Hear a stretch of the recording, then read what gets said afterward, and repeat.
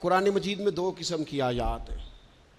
ایک محکم آیات ہے. خود سورہ آل عمران میں اللہ فرماتے ہیں کچھ محکم آیات ہیں، کچھ متشابہات ہیں، یعنی کچھ کا معنی واضح ہے. قل هو اللہ احد، کہو کہ اللہ، اس کا معنی واضح ہے نا، یہ محکم ہے. کچھ متشابہات ہے جیسے ید اللہ، اللہ کے ہاتھ، یہ اللہ کے تو ہاتھ ہی نہیں، یہ متشابہ ہے. اللہ فرماتے ہیں کچھ آیتیں محکم ہیں، کچھ متشابہ. وہ جن کے دلوں میں کجی ہے نا، جن کے دل ٹیڑے ہیں، وہ متشابہ کے پیچھے پڑتے ہیں. متشابہ کے، یہ جو آپ کو ملنگ ملیں گے نا، ملنگ، وہ آپ سے پوچھیں گے اے اصلی نماز کیڑی ہوندی ہے؟ سبحان اللہ.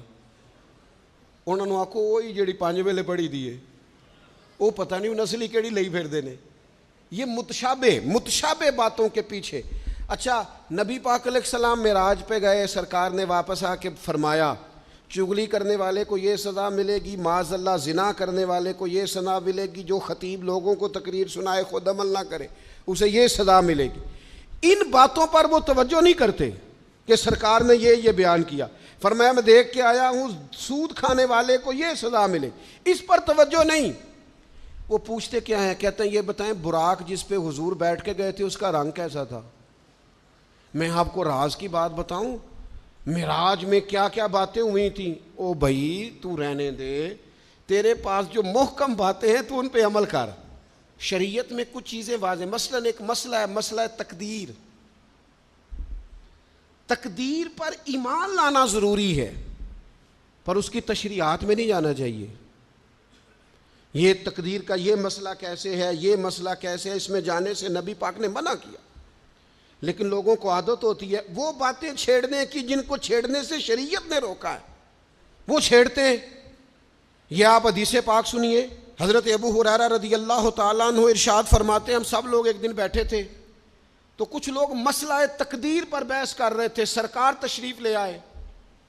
فرماتے ہیں حضور نے ہمیں وہ باتیں کرتے سنا مسئلہ تقدیر پر، تو نبی کریم صلی اللہ تعالی علیہ وآلہ وسلم کے رخسار مبارک، یہ حضرت ابو ہریرہ کے لفظ ہیں، فرماتے ہیں حضور کے غصے سے مقدس رخسار اتنے سرخ ہو گئے جس طرح کے انار نچوڑ دیا ہو رخساروں پر.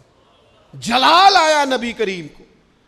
اور رسول اللہ صلی اللہ تعالی علیہ وآلہ وسلم نے ارشاد فرمایا تم سے پہلے لوگ اس لیے ہلاک کر دیے گئے کہ وہ ایسی باتوں پر بحث کرتے تھے جن پر بحث کرنے سے اللہ نے منع فرمایا ہے. اور حضور فرمانے لگے کیا میں اس لیے مبعوث ہوا تھا؟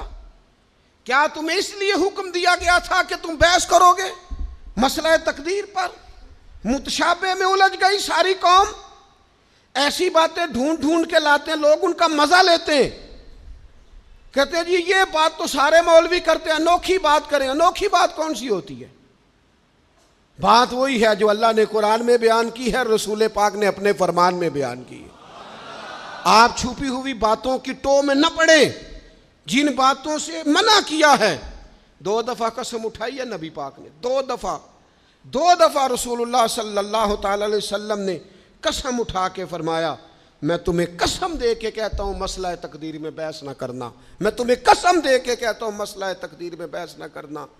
او خدا کے بندو، جن باتوں سے ہمارے نبی پاک نے ہمیں قسمیں دے دے کے روکا ہے ان باتوں میں الجھتے ہو. معرفت دی گل، معرفت کی ہوندی ہے؟ معرفت وہ ہے جو تمہیں قوال بتائیں گے، گویے بتائیں گے تمہیں معرفت.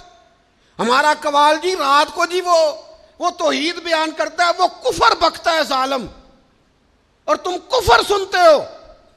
توحید وہ ہے جو میرے اللہ نے قرآن میں بیان فرمائی ہے. قل هو اللہ احد اللہ الصمد لم یلد ولم یولد ولم یکن لہ کفوا احد. اللہ نے بیان کر دی ہے، کسی قوال سے سننے کی ضرورت نہیں ہے. اس لیے تصوف اور طریقت کی اصل کو سمجھے آپ. ہم ملنگوں سے باتیں سنیں گے؟